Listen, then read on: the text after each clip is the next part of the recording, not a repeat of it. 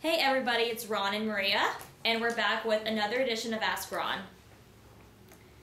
We got some hard questions here, Maria. We'll see. All right. Well, I'm fresh back from Australia, and I expect to be challenged here this week with some hard questions. All right, so our first question is from Gary from Florida. Hey, Gary.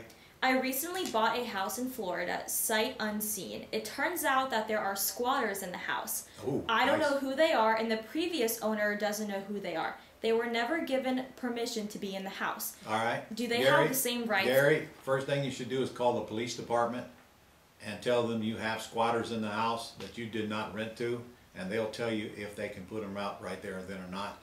I don't think you're going to have to evict them because nobody rented to them nor gave them permission. They're actually trespassing. They're actually breaking and entering. These are criminal offenses. So your police department will guide you on what has to be done. Okay, and our second question is from Fernando in Connecticut. Fernando. I understand that there are large discounts on boarded up houses. In this environment, what type of discount do you aim? I'm doing a single family house that is boarded up by the bank. The owner left the property and did not know he could rent. I cannot see it or have access to it. Is 60% of ARV a good deal? Absolutely not. No way. I'd come close to 60% of the ARV on a boarded up house. No way. You didn't tell me whether it was condemned or not. A call to the city would probably tell you that. If it's condemned, it's worth even less. Even though condemned doesn't mean anything except there's a sign on it. But it does mean it has to be inspected by the city before anybody could occupy it. But heck, that's got to happen now anyway, whether it's condemned or not. So either way, you certainly don't want to buy this house with looking at the outside. And honestly, if it was me, I'd find a way to get into the inside. If the boards are on the doors, the boards can be removed from the doors and get yourself entry. Of course, none of this is relevant unless you're talking to the owner of the property. So you haven't told me whether you've tracked down the owner or not. So here's the answer to your question. We always ask the seller what is the absolute least they would take for this boarded up property. Shut up and let them name the number. You'll be surprised how low it might be. And then when they give you the answer, your answer is always going to be, is that the best you can do? And then shut up and wait for another answer. Then your final question is going to be, so you're telling me if I won't give you X, you don't want to sell this house? And you're going to get to the bottom line. Now, if you know what the ARV is, and you better not be making an offer if you don't know what the ARV is, then from there you should figure out whether you got a killer deal or not. I'm not going to give you a percentage because it won't work that way. It depends on the ARV of the house, depends on the condition of the house, and I don't do percentages on these houses. I buy them so cheap it's embarrassing, or I don't buy them. I don't know too much about the neighborhood.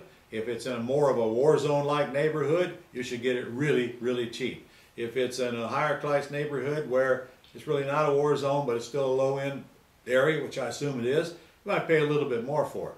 But no way do I come anywhere near 50% of ARV, much less 60. Sometimes I buy these houses at 10, 15, 20% of ARV. Remember, when it's boarded up, the value goes plummets like that. No owner-occupant's going to be remotely interested in the property. So start first by asking what the seller wants, and then from there, you can figure out whether you're anywhere near what you'd pay. Okay? All right, and next we have Marsha from Georgia. Marsha. Marsha says, I talked to a trust attorney about trust agreements. During our conversation, the subject of making the tenants responsible for repairs came up, and the attorney told me that it's illegal. How do we work around this? Well, you get another opinion from an attorney, or you ask the right questions to the attorney to begin with. Did you tell the attorney that the tenant buyer is signing an option and the tenant and you are agreeing that as a condition of the purchase they agreed to do the repairs? I bet you didn't tell him that, did you? Because he's citing you landlord-tenant law, which is pretty much true everywhere. The landlord is responsible for the repairs unless both parties agree differently in a written agreement. Incidentally, that takes it out of the landlord court and puts it into civil court if anybody were ever challenge you on that. I don't know what attorney you talk to, but you might want to get another opinion, and I can tell you right now it's not illegal, so you probably keep checking until you get the right opinion. I got a lot of people in Georgia lease optioning houses with the tenant buyers doing the repairs. Okay, and our last question is from Matthew from Maryland. Matthew? I have a motivated seller with 23 acres. There is a nice. 28-run dog kennel on site with a three-bedroom, two-bath house and an apartment above the dog kennel. The seller is open to terms but wants pretty close to market value. He is refinancing to get a couple $100,000 cash out. It's an unusual situation, so should I try to structure an offer or move on? You don't ever structure an offer until you find out what the seller wants. Then I'm going to need to know what he owes. And then I'm going to want to know what the payment is on what he owes, and I can structure the offer around that. I'm not even sure how you can determine the retail price on that one, because you're not going to go on Real Estate ABC and comp out a 20-acre property. With that much property, you've got all kinds of options. For example, splitting off the house and having the rest of the property available to do whatever, including development. I have no idea whether it's suitable for development.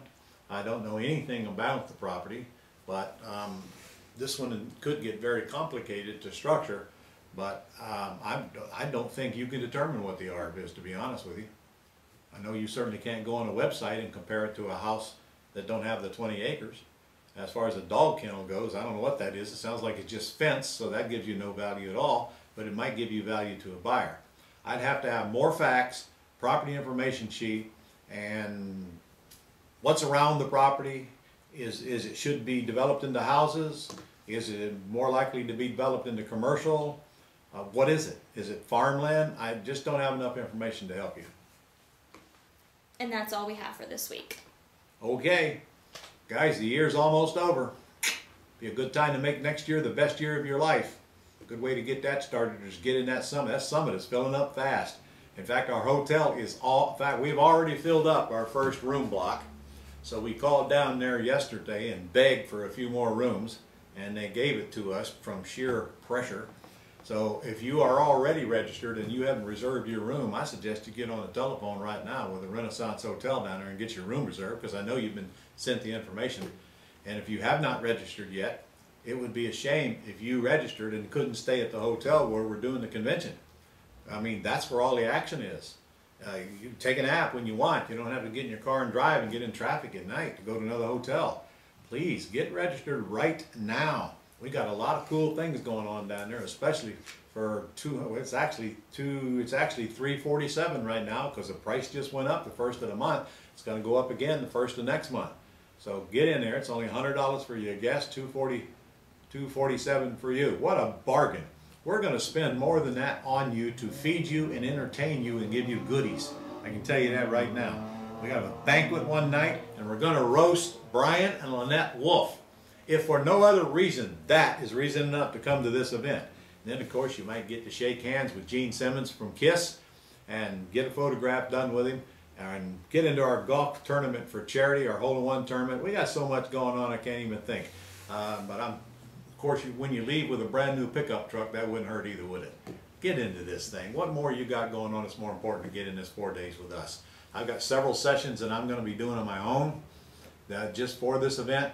And I got some really kick-butt speakers coming in with subjects you haven't been taught before. So go get registered before it's too late. Don't sit around here and wait till February to make a decision, because you're not going to like the end results at that point. I promise you, you won't get a room in this hotel. And we can only hold 1,000 people, and we're getting very close to that right now. So get registered, please. I'll see you next week, and I'll be in a boot camp here in Jacksonville, but we'll still get our Q&A done. See you soon.